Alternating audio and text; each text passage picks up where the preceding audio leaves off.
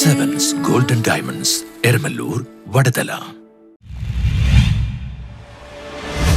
മദ്രസ പഠനം കഴിഞ്ഞവർക്ക് തുടർ വിദ്യാഭ്യാസ പഠനവുമായി നജാത്ത് എഡ്യൂക്കേഷണൽ ചാരിറ്റബിൾ ട്രസ്റ്റ്. മദ്രസ പഠനം പൂർത്തിയായ വിദ്യാർത്ഥികൾക്ക് തുടർ പഠന സിലബസുമായി Najath educational charitable trust Najath diploma course എന്ന പേരിലുള്ള സിലബസിന്റെ പ്രഖ്യാപനം ബുധനാഴ്ച വൈകിട്ട് 7 മണിക്ക് തായ്ക്കാട്ടുകര നജാത്ത് നഗറിൽ നടന്നു. സിലബസ് പ്രഖ്യാപന സമ്മേളനത്തിൽ മലപ്പുറം ഖാദി OPM മുത്തുക്കോയ തങ്ങൾ സിലബസ് പ്രകാശനം ചെയ്തു. വിദ്യാഭ്യാസ ജീവകാരുണ്യ പ്രവർത്തനങ്ങൾ ലക്ഷ്യം വെച്ചുകൊണ്ട് രൂപീകൃതമായതാണ് നജാത്ത് എഡ്യൂക്കേഷണൽ ചാരിറ്റബിൾ ട്രസ്റ്റ് എന്ന് സമ്മേളനത്തിൽ അധ്യക്ഷത വഹിച്ച trust chairman doctor M. Abbas പറഞ്ഞു. മദ്രസ വിദ്യാഭ്യാസത്തിന് ശേഷം ഭൗതിക വിദ്യാഭ്യാസത്തിന് തടസ്സമാകാത്ത വിധം ആത്മീയ വിദ്യാഭ്യാസം നേടുവാനും മദ്രസ വിദ്യാഭ്യാസം കഴിയുന്നതോടെ മതപഠനത്തോട് വിട പറയുന്ന അവസ്ഥയ്ക്ക് മാറ്റം വരുത്തുന്ന രീതിയിലുമാണ് സിലബസ് തയ്യാറാക്കിയിരിക്കുന്നതെന്നും ട്രസ്റ്റ് ഭാരവാഹികൾ അറിയിച്ചു.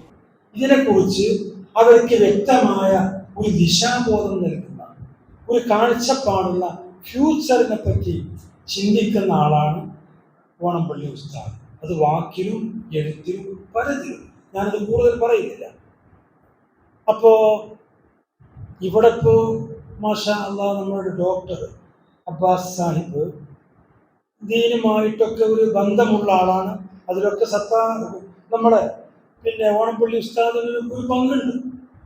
അപ്പോൾ ഹാജി ഡോക്ടർ ഇങ്ങനെ ഒരു ബിൽഡിങ്ങിൻ്റെ കാര്യം ഒക്കെ പറഞ്ഞപ്പോൾ അത് ഏത് രൂപത്തിലാണത് കൊണ്ടുപോകേണ്ടത്, അത് എങ്ങനെയാണ് ചെയ്യേണ്ടത് എന്നതിൻ്റെ പിന്നിൽ പ്രവർത്തിച്ച പ്രധാനപ്പെട്ട ചടങ്ങിൽ മൗലാന ഖാലിദ് ഉസ്താദ് പാനിപ്ര പ്രാർത്ഥനയ്ക്ക് നേതൃത്വം നൽകി. മുഹമ്മദ് അബീബ് മൗലവി സ്വാഗതം പറഞ്ഞു. Onampally Abdul Salam Maulavi, MA Ali, Basheer Faizy, doctor Riyad, Shameer Baqavi, PB Alikunju, CK Shameer, Junaid Vazhakkulam, Shihabuddeen Alqasimi, Yunus Rahmani Chelakkulam, Ibrahim Kutty Rashadi, Thahir Faizy എന്നിവർ സംസാരിച്ചു. സ്ത്രീകളെ പഠിപ്പിക്കുക, സ്ത്രീകൾക്ക് ആവശ്യമായ ദീനിയായ ബോധമുണ്ടാക്കാനുള്ള കോഴ്സുകളോ അതിനുള്ള സിലബസുകളും തയ്യാറാക്കിയ ഒരു മദ്രസ അല്ലെങ്കിൽ നേരത്തെ ഉസ്താദ് പറഞ്ഞ പോലെ കുറേ കോഴ്സുകളുടെ പേര് പറഞ്ഞു. ആ നിലയിൽ നജാത്ത് ഡിപ്ലോമ കോഴ്സ് തുടങ്ങാൻ ഉള്ള ഉദ്ദേശത്തോടു കൂടിയാണ് നമ്മളിപ്പോൾ മുന്നോട്ട് പോയിക്കൊണ്ടിരിക്കുന്നത്.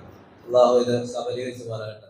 ഡോക്ടർ മൊഹീദ്ദീൻ ഹിജാസ് നന്ദി പറഞ്ഞു. ചടങ്ങിൽ ഈ വർഷം ഹജ്ജിന് പോകുന്ന ഹാജിമാർക്ക് യാത്രയയപ്പ് നൽകി. News bureau, Aluva.